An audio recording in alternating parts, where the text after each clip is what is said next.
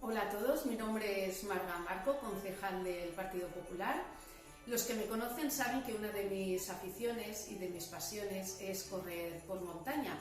Así que el libro que recomiendo para estas Navidades es La preparación en el corredor de montaña por Octavio Pérez, uno de los mejores preparadores físicos a nivel mundial, además de escritor, docente, conferenciante, y que sus deportistas lo definen como el facilitador de sueños.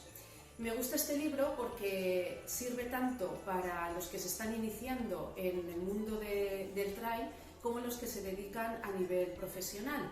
Así que si os gusta la lectura y además el deporte, este libro nos dejará indiferente. Y felices fiestas para todos.